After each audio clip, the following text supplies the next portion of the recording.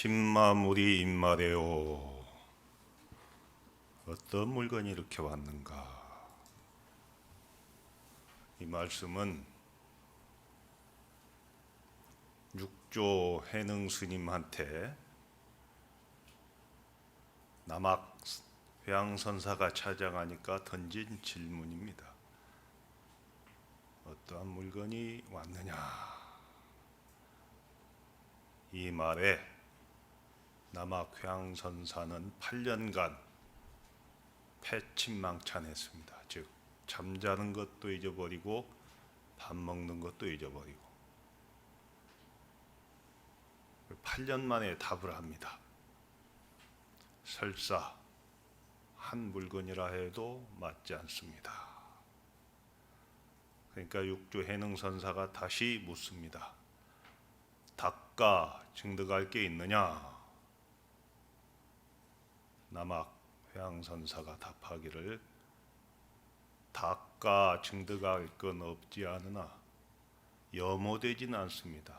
즉 다시는 물들지 않습니다. 이 대답으로 인해서 육조 스님한테 인가를 받습니다. 사방팔방에서 다 모여가지고 우리가 육조단경을 지금 공부하고 있는데 여기 앉아있는 여러분들 본래 면목이 무엇인가? 이게 이제 가까이는 육조 스님, 더 멀리는 달마 스님, 더 멀리는 부처님. 그러나 달마 스님, 육조 스님, 부처님 말씀이 아니더라도 여러분 스스로 여러분에게 던져야 될 질문입니다. 그저 여기저기서 큰 스님들 오셔서 법문하시니까 법문의 무게를 한번 달아보려고 왔다면 그건 오산이다 이 말이에요. 나무 그릇, 나무 돈 세봐야 아무 필요도 없는 거예요. 어쨌든 제가 맡은 대목은 우리 이제 유통분에 해당합니다. 그러니까 여러분 교재에 보면 239페이지죠. 그런데 이제 좀 염려가 되는 건 제가 앞에서 6강을 하는 동안 5강이죠. 5강을 하는 동안 그런 스님들께서 큰 스님들께서 어떤 말씀을 하셨는지 잘 모르겠어요. 제가 이 자리에 없었기 때문에. 그래서 이제 한 주제를 놓고 여러 가지로 강의한다는 게, 특히 법문한다는 게 쉽지는 않습니다. 근데 다행히 이번에 오시는 선사 스님들이 저하고는 다 아시는 분들이고 또 선배 스님들이고 또 그분들의 사상이나 저희 사상이 그게 다르지 않다고 봐서 안심을 합니다. 그러나 단경을 여러분이 하셨겠지만 이제 저도 그렇게 생각을 했고 우리 참벌선원장 각산 스님도 한 30-40분은 전체를 좀 아우러 주십시오. 그러고 이제 나머지 30-40분은 제가 맡은 대목을 좀 해주십시오 하는데 그건 참 바람직한 방향이라고 봅니다. 그래서 제가 이제 보는 단경에 대한 말씀을 좀 드릴까 합니다. 여러분 마음이 맑아진다는 느낌을 받으시는가요? 여기 와서 하죠? 내가 오늘 서울 땅에 딱 일찍 도착해서 하늘을 보니까 아주 맑아요. 공기도 깨끗하고. 그런데 공기가 맑아도 기분이 좋은데 마음이 맑아지면 얼마나 좋을까? 그 생각을 합니다. 평소에는 여러분이 마음이 탁한지 맑은지 잘 모르시잖아요. 원래 마음은 탁하고 깨끗함에 좌우되는 건 아니지만 그러나 우리가 집중 수련을 해보면 한결 더 맑아짐을 느낍니다. 그런 의미에서 한번 단경을 살펴보겠습니다. 잘 아시겠지만 육조 단경은 육조 해능 스님께서 소주, 대감사, 요즘은 대감사고 옛날에는 대범사입니다. 절 이름이 많이 바뀝니다. 중국은 또 천 몇백 년 전 일이기 때문에 바뀔 수 있죠. 소주에 있는 대범사 강당에서, 즉 법석에서 무상심지계를 설하는, 즉 계단입니다. 이 단경은 계단, 그러니까 보살계 대신에 무상심지계를 설하는, 즉 육조해능 스님이 법주가 되셔서 설하는 때 하신 법문입니다. 그럼 무상심지계는 뭐냐면 모양이 없는 마음자리, 본바탕자리를 드러내는 그런 개였습니다. 아마 지금까지 쭉 큰 스님들 법문 들으셔서 아시죠? 이 단경 끝까지 무상입니다. 모양이 없다, 모양이 없다. 뭐 청정법신 비로자남을 원만보신 노사납을 천백억 와신 서가모니불도 결국은 모양이 없는 부처님을 드러내기 위해서 하신 말씀이에요. 해능 스님은 638년에 태어나셔서 713년에 돌아가십니다. 76세로 돌아가시는데 지금의 광동성입니다. 중국의 광동성 신흥현에서 태어나셨습니다. 일찍 아버지는 돌아가시고 편모스라에서 자랐죠. 그러다 보니까 배움의 길은 어떻게 할 수가 없었습니다. 그래서 나무꾼으로 있다가 금강경 독송하는 소리를 듣고 귀가 열리죠. 1차적인 귀가 열립니다. 그런데 숙세의 인연으로 아마 이미 열려 있다고 봅니다. 그래서 그 금강경 법문을 더 깊이 듣기 위해서 불원천리하고 이제 오조 홍인 스님을 찾아갑니다. 그건 다 보셨죠, 그동안? 이 무상심지, 그러면 무상심지계라는 건 뭐냐면은 단경에서 주장하는 독창적인 남종 동교의 대승보살계 정신입니다. 즉 여기서 말하는 남종은 그냥 신수가 북종이고 해능이 남종이라는 뜻이 아니고 남천축국에서 오신 달마 스님의 선법, 그걸 이야기합니다. 남종. 그러니까 동서남북의 남북으로 보지 마세요. 대승보살계 정신을 무상심지계라고 하는데 육조라면은 그러면은 어떻게 해서 육조인가요? 부처님의 제1대 제자가 가섭존자죠. 2대가 아란존자, 3대가 상나화수 해서 쭉 내려와서 인도에서 28대가 달마대사입니다. 이분이 중국에 오셔서 중국의 초조가 되죠. 그 다음에 여기서 2조 해가, 3조 승찬, 4조 도신, 5조 홍인, 6조 해능입니다. 그럼 6조 해능까지 하면은 28 플러스 6 하면 34대인데 달마 스님이 한번 겹쳐서 33조사, 그냥 한문으로 하면 삽삼조사라고 이렇게 이야기합니다. 근데 제가 맡은 이 제일 뒤에 그 유통분에는 해능 스님이 40대로 나옵니다. 그것은 과거 7부를 거기다가 더하니까 그렇게 됩니다. 그러나 과거 7부를 또 부처님까지 빼버리면, 서가모니 부처님까지 빼면은 33대가 됩니다. 34대지만 달마 스님이 한번 겸하기 때문에 하나를 빼는 것이죠. 이 달마 스님이 가지고 온 선법이 뭐냐 이 말이요. 그런데 달마 스님이 가지고 온 선법,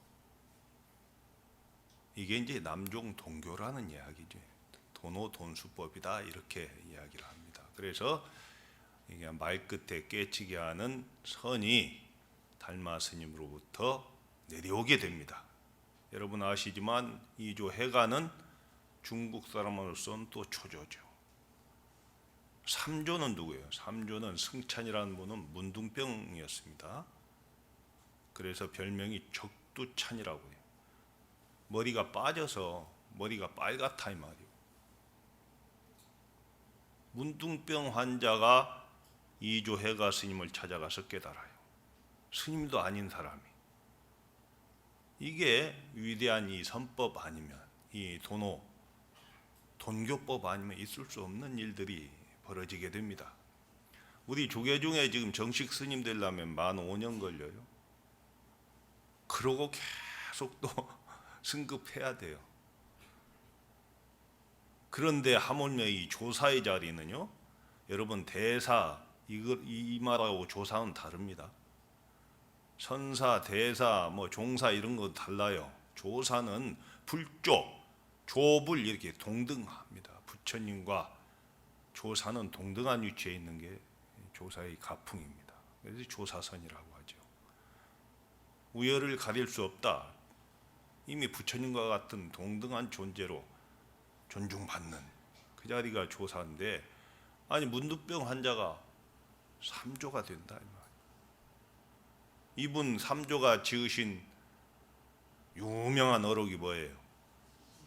신신명입니다. 신신명. 이 신신명은 나중에 육조 스님의 제자인 영가 현각선사가 지은 그 증도가하고 쌍벽을 이루는 아주 아름다운 어록으로 지금도 내려오고 있습니다. 짧은 글 속에 중도 불의의 사상을 그렇게 고준하고 고구정령하게 표현한 어록이 없다고 할 정도입니다. 그 다음에 사조 도시는 누구냐? 이분은 대의왕으로 칭송받는 분입니다. 대의왕. 그러니까 황제가 당나라 때 황제가 아팠어요. 아프니까 이제 내의원을 중심으로 이렇게 처방을 하는데 안 되는 거예요. 어의도 있고 최고의 의사죠. 안 돼서 전국에 방을 돌립니다. 약방문을 모집하는 겁니다. 그래도 안 되는데 이 도신선사가 한 장 딱 약방문을 써가지고 궁궐로 보냈는데 그걸 먹고 나아요. 그래서 황제가 이 도신선사를 궁중으로 청하는데 가지 않습니다. 마치 한 40여 년 전에 성철 스님이 종정이 되시면서 종정 추대법회에 가지 않고 산승은 오직 산에 머물 뿐 산은 산 물은 물이로다 이렇게 법을 내린 것처럼 도신선사도 산중을 떠나지 않았습니다. 이 사조 도신까지는 달마 스님이 중국으로 인도에서 건너오실 때 가지고 오신 능가경이 이 선종의 소위경전이었습니다. 근데 능가경은 굉장히 분량도 많고 어렵습니다. 번역본에 따라서 10권 능가경, 4권 능가경 이리 하는데 저도 그 전에 어느 스님한테 강의를 들었는데 아무것도 생각 안 납니다. 그러고 이제 이 호조 홍인선사부터는 소위경전을 금강경으로 합니다. 그래서 이 금강경을 듣고 귀가 열려서 찾아가서 오조를 칭견한 분이 노행자, 즉 노씨라고 하는 행자, 후에 해능조사입니다. 이분이 어떻게 보면 10달 만에 해맞춰버립니다. 10달 만에 해맞지. 우리 부처님도 6년 걸렸는데 이분은 10달이에요. 막 그 이야기는 앞에 나왔기 때문에 아마 자세하게들 스님들이 하셨을 거예요. 그래서 저는 좀 넘어가고 싶습니다. 자, 삼조 승차는 처사의 몸으로 조사가 되었고 육조 해능은 행자의 몸으로 조사가 됐습니다. 걔도 아직은 안 받았어요. 16년간 이제 은둔 생활하다가 드디어 걔를 받고 이 조사의 주위에 올라서게 됩니다. 그래서 교화를 하시다가 지금 말씀드린 이 소주 대범사라는 데서 이제 무상심지계를 설하시면서 법문하신 내용이다. 근데 육조 단경이라고 하면 단경. 잘 아시다시피 성인의 말씀을 경이라고 그래요. 우리 부처님 말씀을. 상주불변의 진리를 말씀하신 것이 경입니다. 근데 경 말고 부처님 말고 경자가 붙는 게 이 육조단경. 그만큼 우리 선종의 성전이다 이렇게 보시면 좋을 것 같습니다. 육조 스님과 같은 위치에 있는 분이 누구예요? 신수대사입니다. 이분은 육조 스님보다 훨씬 선배죠. 그리고 오조 홍인 스님의 문화에서 오조 홍인 스님을 대신해서 제자들을 지도하셨던 아주 큰 스님이시죠. 이분은 96세까지 사십니다. 육조 스님은 법을 받고 남쪽으로 내려가셨어요. 그래서 상대적으로 남쪽이라 하지만 신수 스님은 당나라 양경이라고, 양경, 서안과, 요즘 옛날은 장안이라고, 요즘 시안, 서안, 그다음 낙양, 이게 당나라 수도가 이렇게 한번 바뀔 때가 있습니다. 이것을 양경 법주, 두 수도의 법주였습니다. 최고봉이었습니다. 그 다음에 삼제국사라고 해요. 세 황제의 스승이었다. 국사는 그 나라에서 최고의 지위를 누리는 분입니다. 오히려 태자보다도 위입니다. 황제도 법문을 들을 때는 요 밑에서 듣고 법문 설하는 국사는 위에 앉게 되어 있습니다. 그 삼황제가 측천무 아시죠? 여황제, 그 다음에 중종, 예종, 이 세 분이 신수 스님을 스승으로 모시고 법문을 들었던 그런 분입니다. 그래서 이 신수 대사는 함압이라는 게 있어요. 궁궐 가면은 말에서 내려야 되는데 신말을 타고 궁중안까지 들어갔다고 그래요. 아주 훌륭한 스님인데 이분보다 더 존중받는 분이 해능이다 이 말. 해능 스님. 그러나 해능 스님은 주로 광동성 쪽에서, 지금 저 홍콩하고 붙어 있는 서남 쪽에, 중국의 서남 쪽에 있는 광동성에서 주로 활동을 하셔서 76세에 돌아가십니다. 638년에 태어나셔서 713년에 돌아가셨다. 그러면은 이 단경의 정신은 무엇일까? 첫째는 식심입니다. 식심. 마음을 알아서. 알식자입니다. 마음을 알아서. 어떤 마음이요? 성불한다. 식심견성이라고. 식심견성. 마음을 안다는 것은 어떤 마음을 아느냐? 우리 여러분 화엄경 아시죠? 네, 화엄경이 가장 방대한 경전이고 부처님이 성도하신 뒤에 그냥 무변법계에다가 37일간 법문하신 내용이라고 그래요. 대상을 앞에 놔두고 한 게 아니고 선정에 들으셔서 법문하신 내용인데, 이것을 중국에 건너오면은 이것을 이제 번역을 하잖아요. 번역을 해서 80권 화엄, 48화엄 이렇게 번역하는 사람에 따라서 다릅니다. 근데 이 화엄경을 의상대사가 신라에서 중국으로 유학 가는 거 아시죠? 이분은 중국에 가서요, 중국의 화엄의 초조가 두순 스님이고 2조가 지엄이죠. 지엄 선사입니다. 두순 지엄, 그 제자로 들어가서 실질적인 중국 화엄의 3조로 추앙받을 수 있는 분이 의상대사였습니다. 근데 의상대사한테 지엄 스님이 네가 그동안 화엄경을 공부했으니까 내한테 공부했으니까 한번 네가 그 내용을 다 이야기할 수는 없지만 좀 줄여서 가지고 와봐라. 이러니까 80권 화엄경을 줄여서 10권으로 만듭니다. 이걸 대승장이라고 하는 책 이름을 붙여서 10권을 만들어요. 그러니까 지엄 스님이 좋다. 그러나 너무 이것도 길다.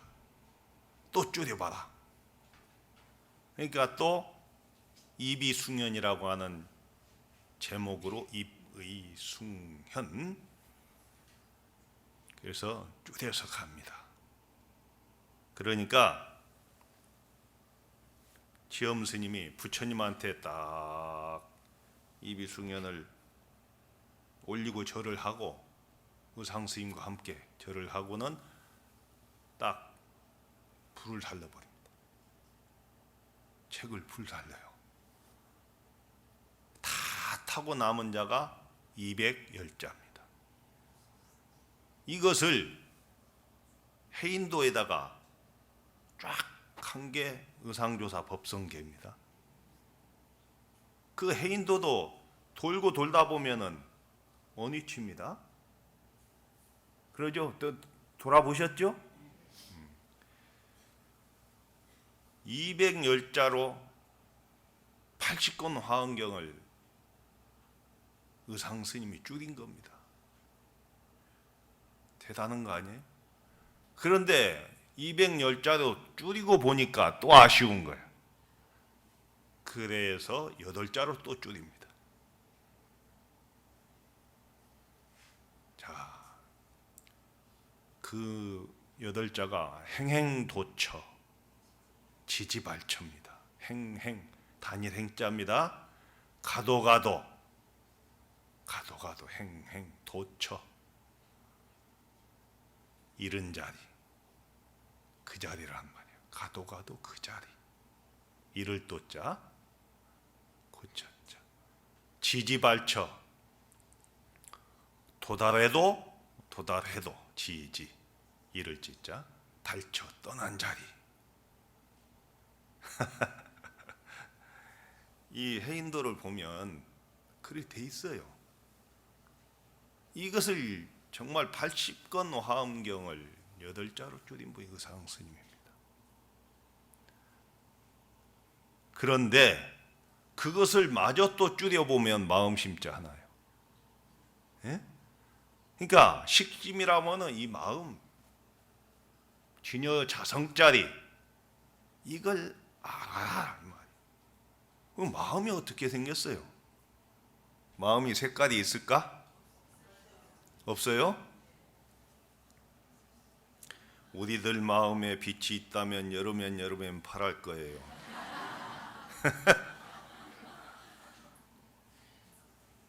자, 그러면 이 마음이 어떨 걸까?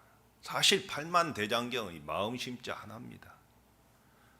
근데 실제로 마음심자 하나라고 하지만 줄여서 한자로 고치면 쉬운데 8자로 줄인다는 건 그리 어려운 거예요. 의상 스님도 대단한 분입니다.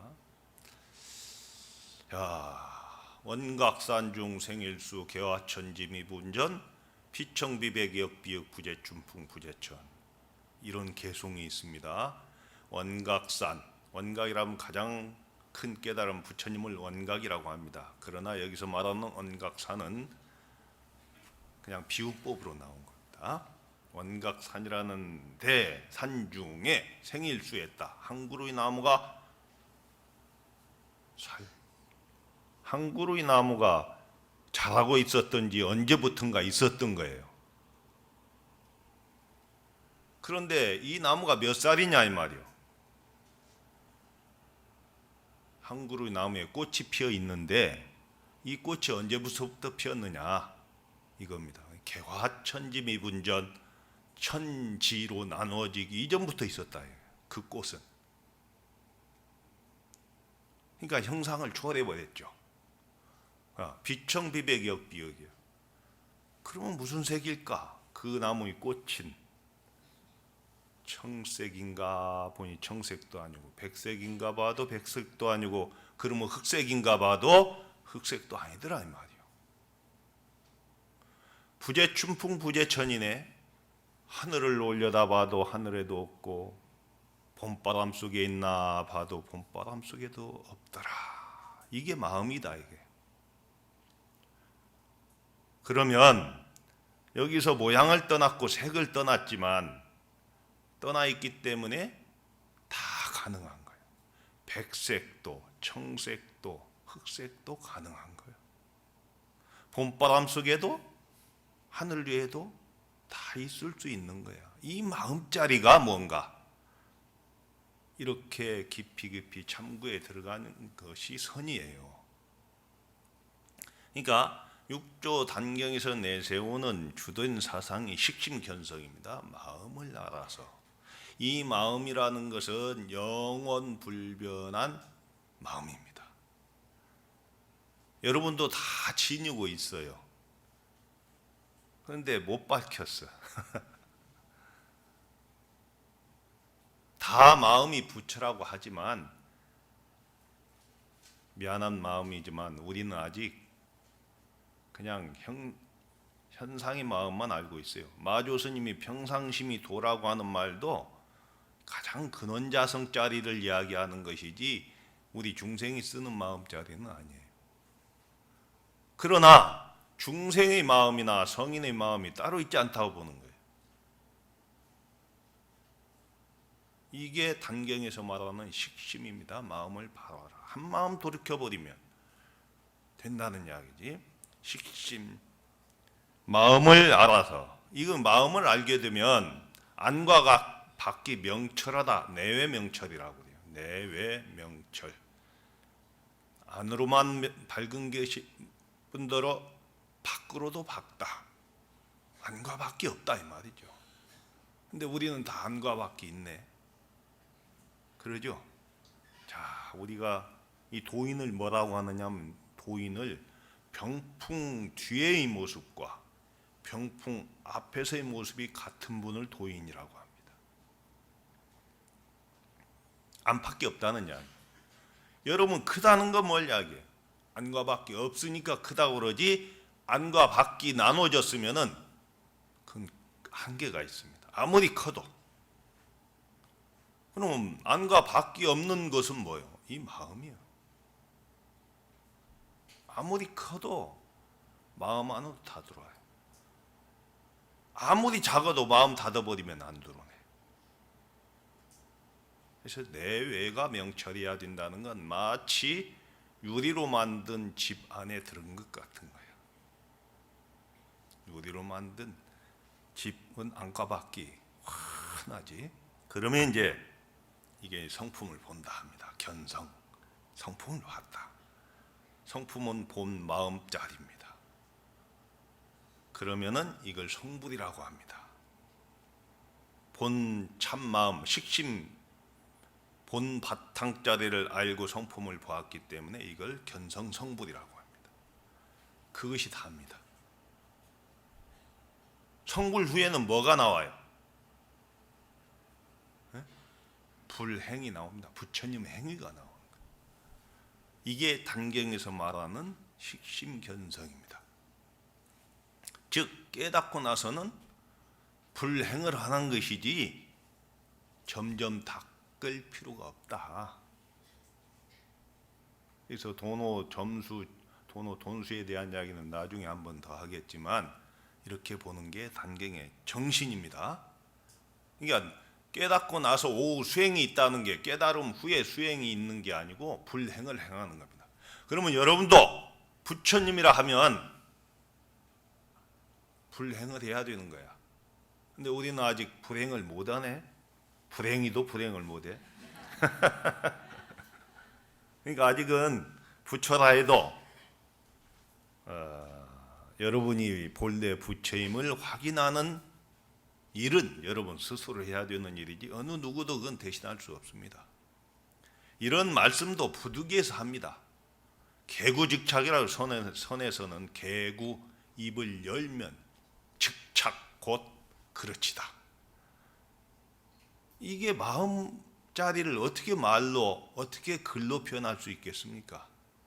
그러나 허물을 무릅쓰고 그 방법이 아니면 아니기 때문에 될 수 없기 때문에 어느 정도까지는 설명이 필요한 것이다. 이렇게 보시면 되겠습니다. 그 다음에 두 번째로 단경에서 내세우는 사상이 첫째, 둘째는 굳이 편의상 하는 이야기입니다. 무념위종, 무상위체, 무주이본입니다. 무념위종이라는 말은 생각이 없는 것을 최고로 삼는다, 종으로 삼는다 이 말이죠. 단경에서는 무념위종이라는 말, 무념을 최고로 합니다. 무념이란 무심이라는 이야기입니다. 마음이 없다는 이야기가 아니요. 무념이라는 것은 번뇌망념이 없는 진여불성을 이야기합니다. 무념은 망념이 없다 이 말입니다. 멍하고 있는 게 무념이 아니고 우리가 뭘 해도 망념이 없는 거야. 진여불성 자리가 이미 드러나 버렸기 때문에 다시는 망념이 붙을 수가 없는 거예요. 그 자리는. 태양에 어떤 물건이 갖다 붙겠어요? 타버리지. 망념은 마치 붉은 화로에 눈 하나 떨어져서 소멸하듯이 그렇게 소멸돼 버렸기 때문에 무념이라 합니다. 즉 약견일제법, 모든 일체의 모양을 보되 마음에 신불염착입니다. 마음에 염착이 없는 겁니다. 즉 물들거나 집착함이 없는 것, 이것을 무념이라 한다. 그래서 단경에서는 100가지를 하되 망념이 없는 것이다. 아무것도 안 하는 게 아니고 그냥 모든 일을 하되 망념 없이 하는 것이다 이 말입니다. 이게 무념입니다. 대무심. 일체법을 보되 마음에 염착, 물들거나 집착함이 없는 것을 무념이라고 했다 이 말입니다. 자, 여기에서 한번 보십시다. 원래 무념인데 그 자리에 왜 망념이 붙었느냐 이 말이에요. 원래 청정한데. 이것은 조선 중기 때요. 조선 중기 때 문정왕후라는 분 아시나요? 여인 천하의 주인공. 우리나라의 어떻게 보면 유일한 여황제입니다. 문정왕후가 불교 중흥운동을 하려고 허응당 보우선사를 궁궐로 청합니다. 허응당 보우선사입니다. 그래서 허응당 보우선사와 문정왕후가 합의를 해서 승가고시를 부활합니다. 승가고시. 요즘 같으면 사법고시 이런 거 있잖아요. 그러니까 간부 스님을 뽑는 거예요. 뛰어난 분들을 스님들 중에서 승가고시. 그 제1회 승가고시를 강남 봉온사에서 선종 수사찰이니까 거기서 합니다. 제1회 승가고시를 전국에 방을 붙여서. 자, 이게 무슨 시험 문제를 내는 게 아니고 선문답을 하는 거예요. 선문답. 이 허응당 보우선사가 만족할 만한 대답이 없었는데 거의 시험을 파할 시간이 돼서 해가 서산으로 뉘엿뉘엿 기울고 있을 때 젊은 스님이 걸망을 하나 나오며 당당하게 걸어 들어옵니다. 봉은사로. 그러니까 자리에 앉기도 전에 질문을 던집니다. 허응당 보우선사가 본래 청정컨을 본래 청정하거들 운하홀생 산하대지인 있고 어떻게 해서 이 산하대지가 생겼느냐. 우리는 무심이라 하면 마음이 없다고 보는 건데 그러지 않죠? 망념이 없는 게 무심이라 했잖아요. 근데 본래 청정한데 어떻게 해서 이 산하대지가 생겼느냐, 생멸이 생겼느냐 이 말이잖아요. 나고 죽고 변하는 게 생겼느냐 이 말이에요. 그러니 대답이 멋집니다. 본래 청정고입니다. 그 말 떨어지자마자 본래 청정하늘 어떻게 산화대지가 생겼느냐, 생멸이 일어나느냐 이 말인데 본래 청정하기 때문입니다. 이래 버립니다. 이 대답이 장원급제입니다. 그분이 서산대사입니다. 제1회 승가고시의 수석합격자가 서산대사입니다. 제2회 수석합격자가 사명대사입니다. 이 두 분에 의해서 조선 중기 선이 일어나게 됩니다. 부흥하게 됩니다. 그러나 여기서 말하고자 하는 건 본래 청정하기 때문에 다 가능한 겁니다. 한 모양이 아니니까. 마음은 한 색깔이 아니니까. 흑색도 아니고 백색도 아니고 청색도 아니기 때문에 어떤 색이든지 다 가능하다 이렇게 보는 겁니다. 이게 무념위종입니다. 그 다음에 바로 무상위체, 모양 없는 것을 본질로 삼는다는 말도 여기에 딱 맞습니다. 모양이 없는 일체의 사물에 집착하지 않는 것을 무상이라고 합니다. 우리는 어떤 모양에 집착하지. 일단은 딱 모양 보고 집착하지. 내가 사는 설악산이 여러분들 와보셨지만 아름답죠? 그런데 왜 아름다운가요? 똑같이 생기면 누가 아름답다고 안 해요. 다양하잖아요. 산은 다양해. 자, 삐뚤어진 바위도 있고 빵 뜯은 바위도 있고 큰 나무도 있고 넘어진 나무도 있고 그 단풍 든 나무도 있고 또 침엽수도 있고 화렵수도 있고 다양하단 말이에요. 그래서 기암괴석이라고 한다고. 근데 우리가 산천을 보면서는 그렇게 다양한 모습을 아름답다 하는데 우리는 왜 나의 마음속으로 모든 걸 보려고 그래? 선입견을 가지고 내 생각이 그러다면 다 그런다고. 그건 아름다운 마음이 아니잖아. 자기의 생각일 뿐이지. 모양에 집착하지 않는 게 무상이다 이 말이지. 모양이 없는 게 무상이 아니고 뭘 보되 집착하지 않는 겁니다. 자, 대기대용이라는 말이 있어. 큰 기틀과 큰 작용.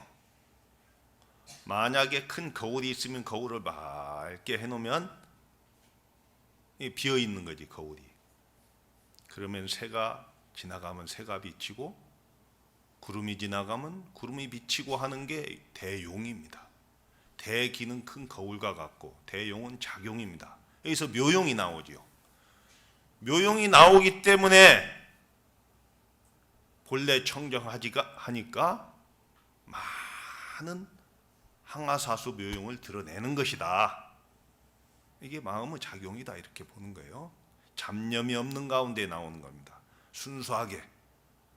우리는 선입견을 보고 망념을 넣어가지고 보니까 그게 제대로 안 보이는 것이고 망념이 없으면 있는 그대로 다 보인다 이 말이죠. 무상위체입니다. 모양에서 모양을 떠나는 게 무상이다 이 말. 그 다음 무주이본입니다. 무주. 머무름 없음으로 본질을 삼는다. 머무름 없으면 뭐예요? 여러분 이 마음자리가 고정되어 있을까요? 마음은 물과 같습니다. 흐르는 겁니다. 그런데 우리는 마음을 가두고 있어요. 육조 스님이 깨달은 대목이 어디예요? 응무소주 이생기시 말합니다. 그러죠? 금강경 법문됐다가. 근데 금강경이 어떤 질문을 하나요? 수보리가 부처님한테 안욕따라 삼락삼보리 그러니까 무상정등정각의 마음을 바라니는 운하홍주며 운하항복기심이 있고 이렇게 첫 질문이 운하홍주 어떻게 그 마음을 머물러야 하며 어떻게 그 마음을 항복받아야 됩니까? 라고 여쭙는 질문이 금강경의 제1질문입니다. 이 질문이야말로 금강경 전체를 관통하는 핵심 질문입니다. 그런데 부처님이 뭐라고 대답하셔? 색에 머무르지 말고 마음을 내어야 되며, 소리에 머무르지 말고 마음을 내야 되며, 냄새에 머무르지 말고 마음을 내야 되며, 색성향 미촉법에 마음을 머무르지 말고 마음을 내라. 그래서 응무소주의 생기시 말아요. 응당이 머무는 바 없이 마음을 내라.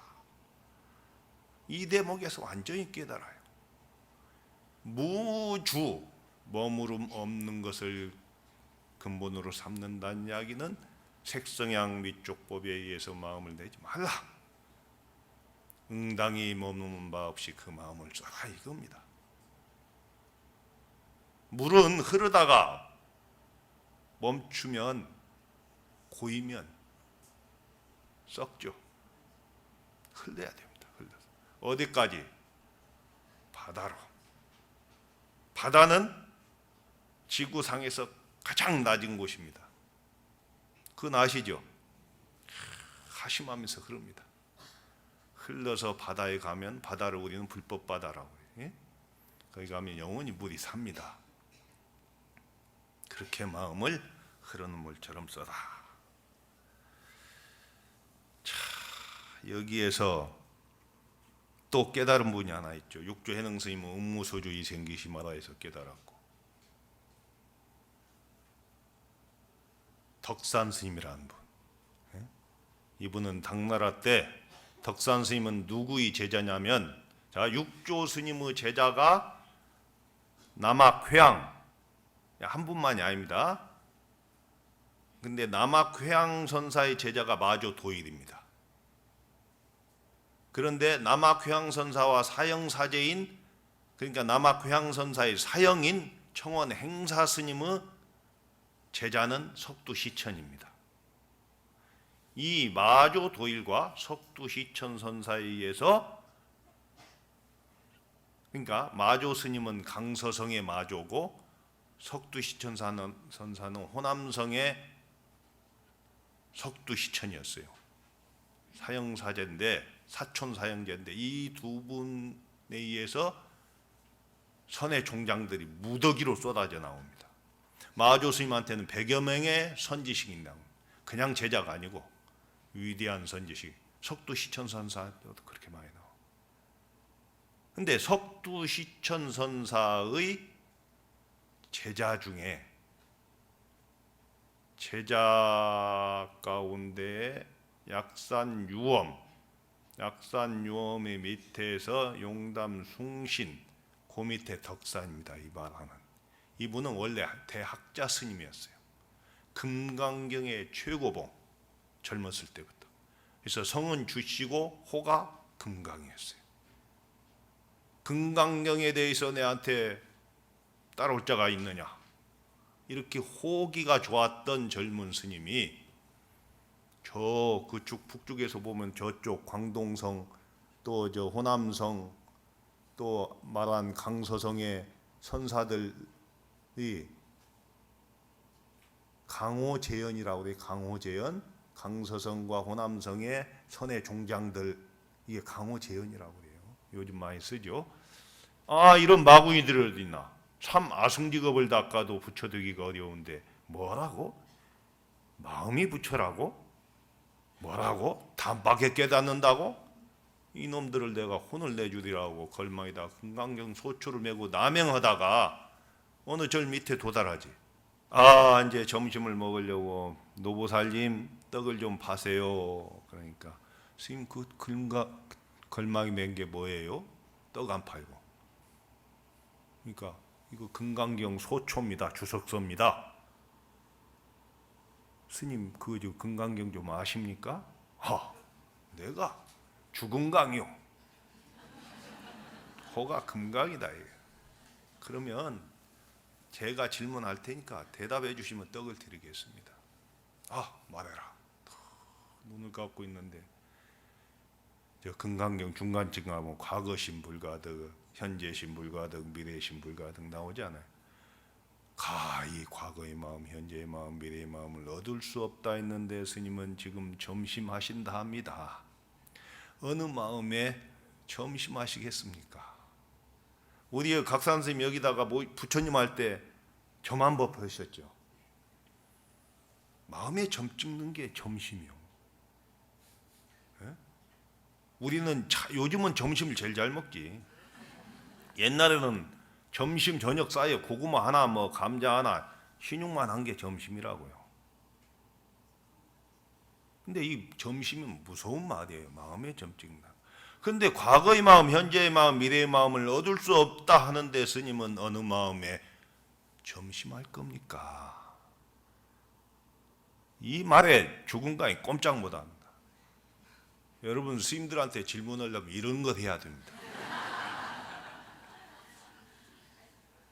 힘이 다 빠지죠. 이름도 모를 노파한 때 당한 자가 어디 저 강호 재연들한테 가서 혼을 내준다고 호기롭게 했으니 자기 안으로 억울한 생각이 자기 안으로 드는 거야. 평생 내가 이 공부해가지고 뭔가 하다가 이제 그 위에 용담스님이라는 분이 있다고 해서 올라가잖아요.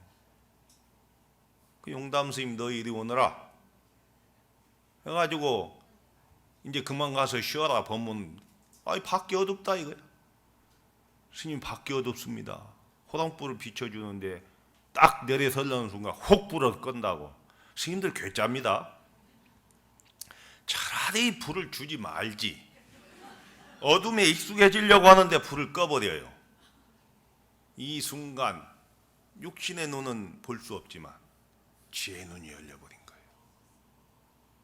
그래서 다음날 덕산 스님이 애꿎은 금강령 소초 태우잖아요. 그 금강령 소초가 뭐 잘못입니까? 지가 모양으로 봤을 뿐이에요. 경전은 부처님 말씀인데 그걸 마음으로 봐야지. 그래서 강원에서 글 읽을 때요, 경은 본다 하지 배운다 안 합니다. 자기 안목으로 보는 거예요. 그럼 오늘 보고 내일 보면 또 달라요. 법문도 마찬가지. 오늘 듣고 같은 법문 내일 들어 또 달라요. 이 마음 깨닫는 것이 불교고 그 핵심을 가로질러 가는 것이 참선입니다.